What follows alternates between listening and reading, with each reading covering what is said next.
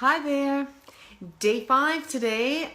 We are going to be looking at self-judgment. Ooh, it's a biggie, so this video might be a little bit longer than the others. Anyway, let's jump in.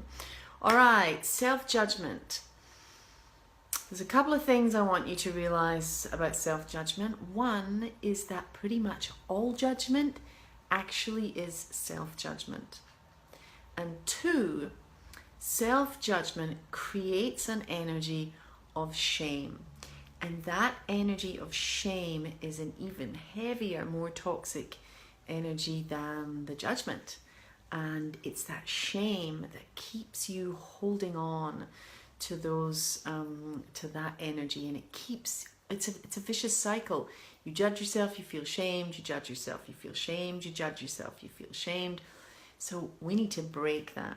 So first part of this challenge, before we go any further, you are going to commit in this moment, even if it's just for this challenge, because you can try it out. And when you find out that you can look at your own shit without feeling shamed and then get rid of it, trust me, it's a habit you're going to want to repeat. So no shame, whatever you discover about yourself today, and it's actually, remember, it's not you, this is just the personality of you, the conditioning, the programming. That's not who you are.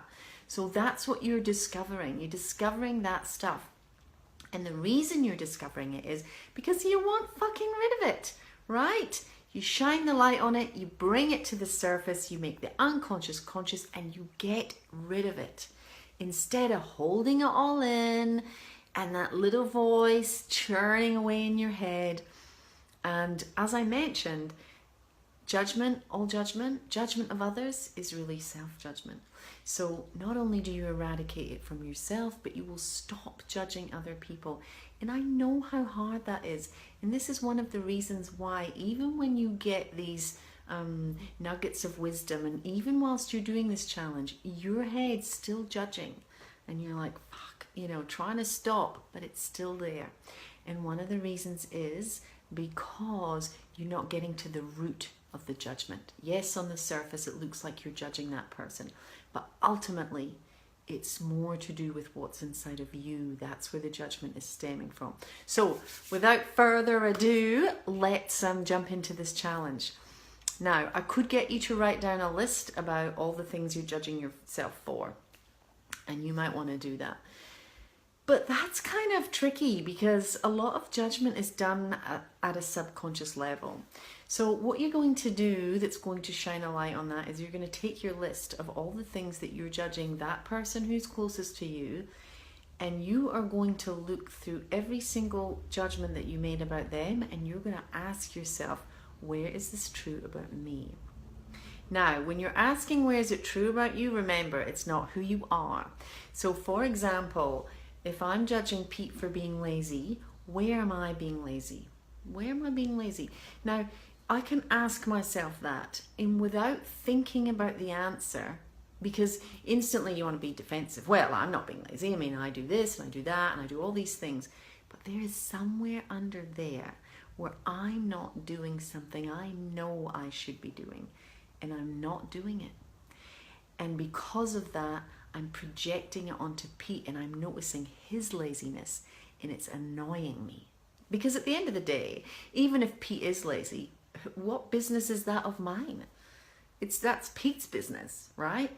But I make it my business because something in me resonates with something in him. So I want you to go through each judgment and ask yourself, where am I being X?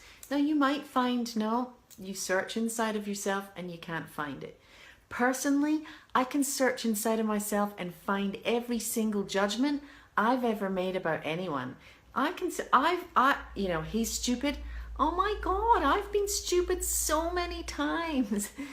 It's there, you'll find it. And the gorgeous thing about this is that when you find this stuff and you own it, it has no power over you at all. You can call me stupid. I'll agree with you. There are lots of times I can find in myself that I'm being stupid. Or I might say, but right now I don't agree with you, and therefore that's your opinion and your projection, and I don't have to own it. And this is so beautiful because it just frees you from this whole judging and taking things personally circus. That's what it is.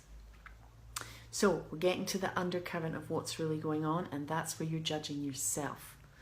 Now, you need to be gentle with yourself, remember. There is no point in bringing shame to this exercise because you're just going to keep the cycle going. What you are doing in this moment is you are loving yourself enough to shine a light on the parts of you that aren't you.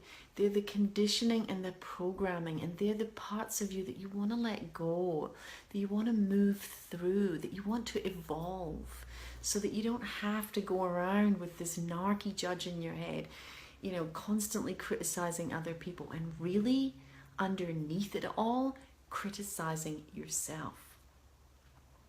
Now, where are those judgments true for you?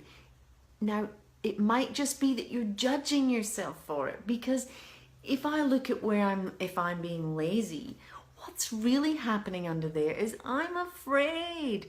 You know, I'm scared. I don't have the confidence, or I'm confused, or I'm stuck. And that's why I'm not doing it. It's not really because I'm lazy. It's because I'm afraid, or I'm believing something. You know, so just open your mind. But I'm judging myself for it by being lazy. But it's too painful for me to own that about me. So I'm projecting it onto you because it's much easier for me to see your laziness than it is for me to see mine. You see, that's how it works. So you're going to learn so much from this exercise because ultimately all judgment is self-judgment. Now, some of it's at the surface, some of it, yeah, okay, I can own that, I can see where I'm being lazy. Other types of judgment are deeper. They're so suppressed that I can't access that consciously. Here's an example: anger. I might be bringing someone into my experience that is really angry, constantly blowing up, volatile, like serious anger problem. And I think, where's that resonating with me? And no, I can't. Now, if I'm on the surface angry, I might think, no, that's not me. But then when I really do a bit of digging, I can see myself exploding at my kids. I can see myself exploding at my boss. I can see myself losing my temper while I'm driving. And that's, I'm not talking about me, by the way. I'm just talking about me as a person. But anyway, you get the picture, right? So if I'm suppressing that anger and it's under the surface, then I know that it's there. And then I can go, well, you know what? I actually have been a lot angrier than I realized. And now that I've shone the light on it, it's liberating for me to see that, for me to see what's real instead of this denial and this suppressed energy. That anger needs to flow, it needs to move, and I need to find ways to manage it. Now, the second level is that anger is so deeply suppressed in me. Maybe when I was growing up, me being angry was very dangerous for me. Maybe I was angry once and something really awful happened, and I learned that I can't be angry. It's not safe for me to be angry. Now, you marry that with the consistent paradigm of parenting that's, you know, stop crying, go to your room, you know, keep your terrible temper, punishing, shaming kids for being angry. It's a belief, a perception that grows over a childhood where a person believes it's not okay to be angry. So it's so deep that I don't even know it's there. But I can see it in someone else. I can project it onto someone else. And you know what? A part of me wants to be angry. I want that anger to come out. I want to be able to explode, but I can't because I've been conditioned that it's not safe, or it's not good, or it makes me a bad, flawed person. So I hold it in, but I project it onto other people. So it's a juicy challenge today, and remember, wherever you can find these judgments in yourself that you're judging yourself for, by bringing your attention and your awareness without judging them, without creating shame, wherever you can bring that awareness, you can get rid of that judgment. You can let it go. You can be free, not only from judging yourself, but from judging other people. And that's where freedom lives, free from the judgment and the shame and that vicious cycle of being trapped in them both.